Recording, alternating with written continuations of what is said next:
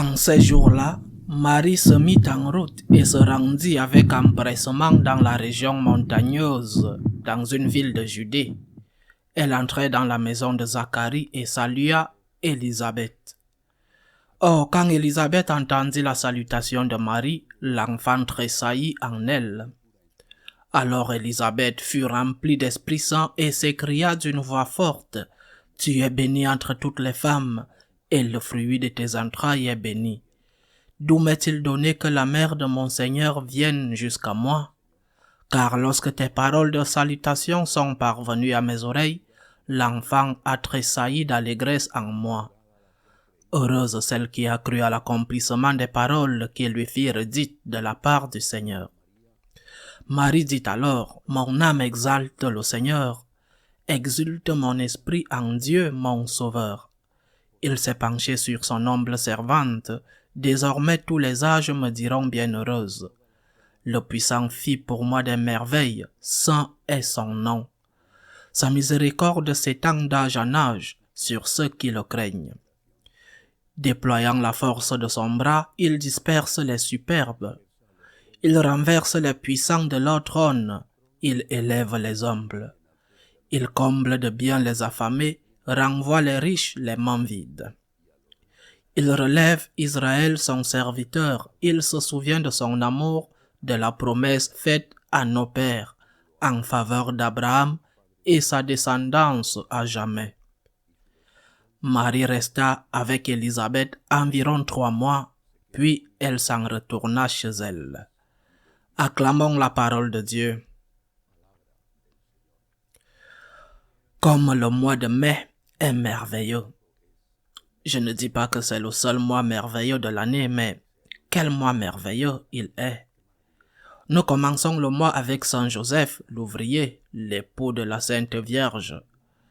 Et nous le terminons avec une fête de Marie dans laquelle nous nous souvenons de la visite à sa cousine Sainte Élisabeth. Et entre les deux, tant de fêtes de la Vierge, Fatima par exemple, mais aussi Marie Auxiliatrice. Qu'avons-nous à apprendre aujourd'hui de cette visite de Marie? Tout d'abord, le fait lui-même.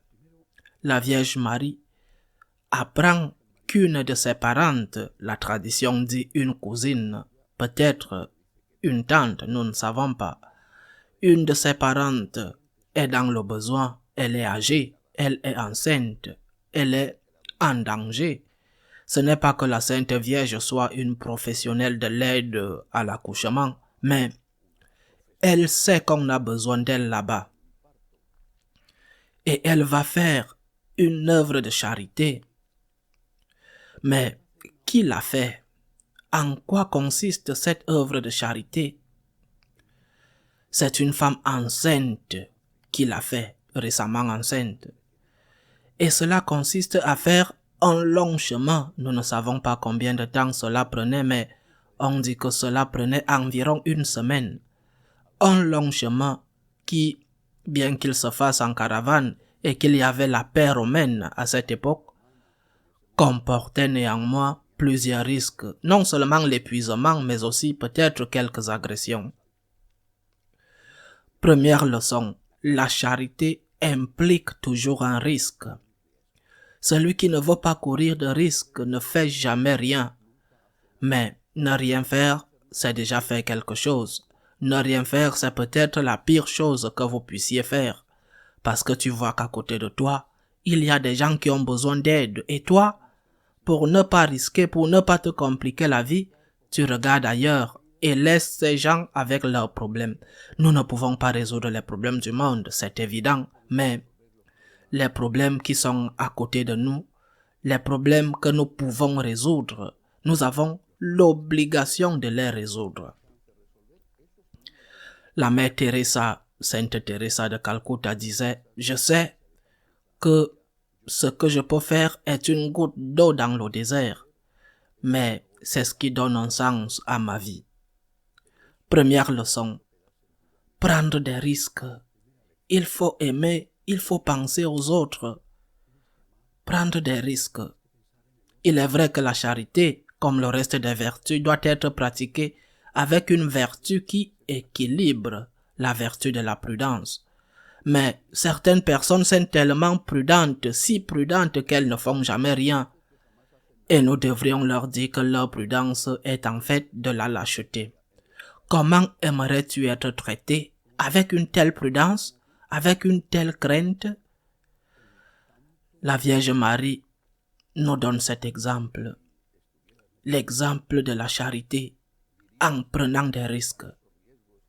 Elle éduquait déjà son fils, qui n'était qu'un petit groupe de cellules dans son ventre, mais qui était déjà un véritable être humain. Elle éduquait Jésus, qui des années plus tard prendrait des risques, par exemple pour guérir le sabbat ou pour défendre la femme. Puis vient la salutation de Sainte Élisabeth. C'est une salutation merveilleuse. C'est une salutation extraordinaire, parce qu'à partir d'ici, nous prenons aussi une partie de l'Ave Maria, parce que non seulement elle prophétise et lui dit ce qui est déjà dans le sein de la Vierge. Comment se fait-il que la mère de mon Seigneur vienne me voir? Mais elle lui dit que c'est très important. Elle lui dit, heureuse toi qui as cru, parce que ce que le Seigneur t'a dit s'accomplira. Heureux ceux qui ont cru.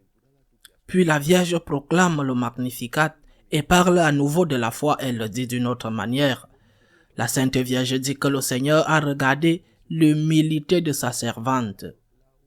L'humilité se réfère à la foi, parce que l'humilité est une des caractéristiques de la foi. Les orgueilleux sont incapables d'avoir la foi parce qu'ils exigent des preuves, ils exigent des démonstrations. Ils ne veulent pas risquer. Seul l'humble, celui qui se fait tout petit, qui se sait tout petit, celui qui est conscient que dans sa propre humilité, il a la foi. Celui qui est conscient que le monde entier ne peut pas entrer dans sa tête et qu'il y a tant de choses qu'il ne comprend pas et que c'est exactement ce qui est normal. Seul celui qui est comme cela est capable de se remettre entre les mains de Dieu et de dire, comme la Vierge l'a dit à l'Annonciation, « Voici la servante, qu'il me soit fait selon ta parole. » Sainte Élisabeth le souligne. Toi, parce que tu as cru, la Vierge dit humilité, toi parce que tu as été humble, tu triompheras. Le Seigneur regardera toujours les humbles et laissera de côté pas les puissants de la terre, parce qu'il y a des puissants qui sont des saints. Je pense à plusieurs rois qui sont canonisés. Je parle des puissants qui n'ont peut-être même pas le pouvoir, mais qui se considèrent puissants parce qu'ils sont pleins d'orgueil. Combien en connaissons-nous qui sont comme ça? Ils sont pleins d'arrogance, pleins d'orgueil, et pensent qu'ils sont le centre de l'univers, que tout doit tourner autour d'eux, et que ce qu'ils ne peuvent pas prouver, ou ce qui ne leur convient pas, doit être mis de côté. La Vierge Marie, dans le Magnificat, commence par proclamer que c'est le Seigneur qui fait de grandes choses, mais qu'il peut les faire parce qu'elle lui a donné la permission de les faire. Il a regardé l'humilité de sa servante, il a regardé sa disposition à faire la volonté de Dieu, même sans comprendre. C'est Dieu, en effet, qui fait des merveilles. La Vierge ne veut pas s'en attribuer le mérite, mais le meilleur des peintres a aussi besoin d'un pinceau ou d'une spatule. S'il utilise cet instrument, il a besoin d'un pinceau. Ce pinceau n'est pas le peintre. Ce pinceau n'est pas celui qui peint le tableau, mais sans le pinceau, le peintre ne peut pas peindre le tableau. Nous devons être comme Marie, des instruments volontaires, des instruments conscients. Nous voulons être ces instruments, nous voulons être le petit âne que Jésus a utilisé pour entrer à Jérusalem le dimanche des Rameaux. Nous devons être ces instruments dociles et nous ne pouvons le faire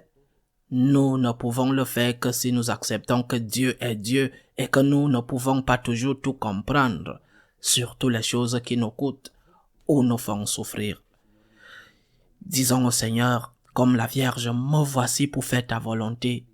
Le Seigneur regardera notre humilité et malgré nos défauts, nos limites et même nos péchés, il fera des merveilles si nous laissons le Seigneur agir. Si le pinceau est docile, le peintre peut peindre de beaux tableaux. Rendons gloire à Marie, notre modèle. Aimons-la de tout notre cœur et ne craignons pas de trop l'aimer. C'est impossible, car elle mérite déjà tout. Si quelqu'un a peur de l'aimer plus que Jésus, qu'il le demande à Jésus et sûrement le Seigneur lui répondra ce qu'il a dit à ce saint. Ne t'inquiète pas, tu as beau l'aimer, tu ne l'aimeras jamais autant que je l'aime. Que Marie nous protège. Loué soit Jésus-Christ.